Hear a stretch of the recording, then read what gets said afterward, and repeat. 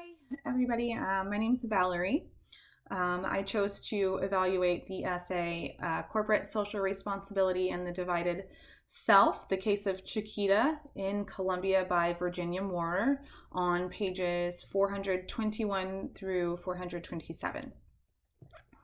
So in summary, in 1998, the Cincinnati Enquirer allegedly breached confidentiality agreements, unveiling Chiquita Brand Inc.'s unethical environmental human rights records, and most specifically in the fruit growing areas of Costa Rica. Shortly after these revelations of misconduct, their new CEO, Steve Warshaw, and a senior management group for corporate responsibility thoroughly reviewed their corporate values and processes. A year after this review began, they revised the company values and behaviors, creating 4 core values. Those values are integrity, respect, opportunity, responsibility. And one of the main focuses of the responsibility core value is, quote, "We act responsibly in the communities and environments in which we live and work," end quote. And this value becomes a focal point of the debate of Chiquita's ethical behavior later on.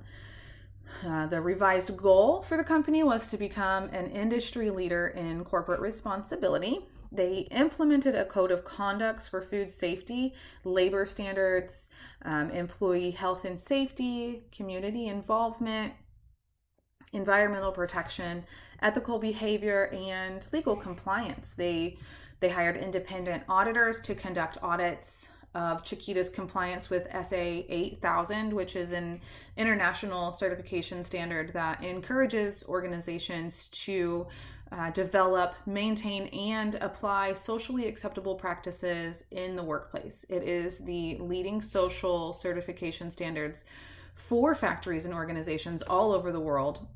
So that was a big step in the right direction for the Chiquita company. In 2002, corporate responsibility was made one of their 5 long-term strategic goals. Accidents were reduced and worker health and safety was improved, as were industrial relations. They started to reduce the use of pesticides. They were recycling plastics, planting trees, and focusing on sustainable productions and distribution practices. By 2003, Chiquita's environmental sustainability program was recertified by the Rainforest Alliance, and all SA 8000 labor standards were being met in Costa Rica. And they appear to have continued to 2009 when our book was being written and published. However, from 1989 to 2004, while making all of these great efforts publicly in corporate social responsibility, Chiquita was knowingly and intentionally engaged in actions that were opposite its new core values. They were providing financial support and weapons delivery to guerrilla and paramilitary organizations in Colombia. These organizations were known to use violent and most often deadly force on each other, civilians, Chiquita workers, and even American missionaries. The reasoning behind Chiquita's involvement is that the regimes had control of that part of Costa Rica, and the payments were intended to provide protection for the company and their employees. However, in 1995, 28 employees were murdered on a bus headed to work by the very regimes that were being paid. In 97, some of the regimes being paid by Chiquita were placed on the foreign terrorist organization list, and payments of any sort to them was considered a federal crime.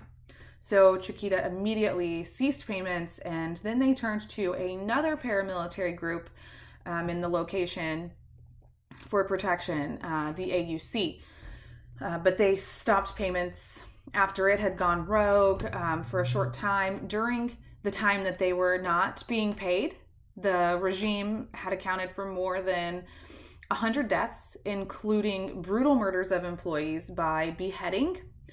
The threats to worker safety and the danger of losing business during their most profitable time, ensured that Chiquita would continue to pay the AUC regime. Then on September 10th, 2001, the AUC was put on the foreign terrorist organization list alongside the other terrorist groups. But this was not immediately noticed, as the next day the company filed for Chapter 11 bankruptcy, along with the World Trade Center bombing. So support to the AUC continued through 2003. They provided ammo, literal boatloads of AK-47s, and payments for protection. In 2002, Roderick Hills joined the Chiquita board of directors. He was a U.S. corporate lawyer with White House counsel experience and chairman of the Securities and Exchange Commission, the SEC, that I'm sure you've heard of.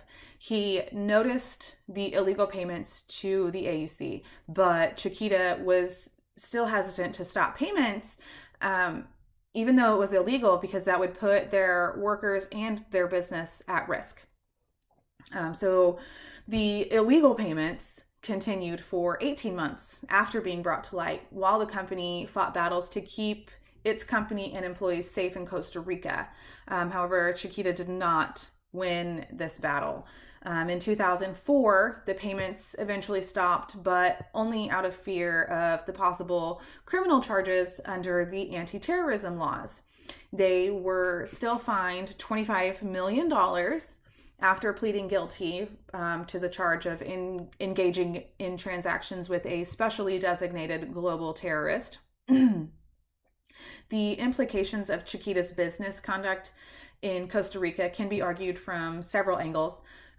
Where they did provide arms and funding to terrorist groups, they did so in order to protect their workers, families, and investments, which I guess could be seen as good intentions. But I would argue that bananas can be harvested elsewhere. And that business in a country where even the government has no control wasn't necessary. Ultimately, they provided the means necessary for the groups to remain in power and uncontrollable. They contributed to the deaths of thousands of people. In doing so, they ignored their core value of responsibility. They claimed to act responsibly in the communities and environments in which they worked and lived, but the blood of those lives that were lost are still on their hands. The good practices they were putting into place do not wash clean the weight of the deaths, and certainly does not comfort the families of those killed. Of the $25 million paid by Chiquita, not a single dollar went to the victims of the terrorists. The managers and board members were not punished by our government. And although Colombia attempted to extradite them, they were never tried there, and the charges were dropped. Chiquita sold the company, but they continue to buy the bananas that are harvested there, even though nothing has changed. So all in all, Chiquita should have put as much stock into the implications of its business transactions as it did recycling, and the protection of its employees should have gone beyond what was the norm for the area they were doing business in, or else they should choose a different region to grow and harvest bananas, even if the profits would have been smaller.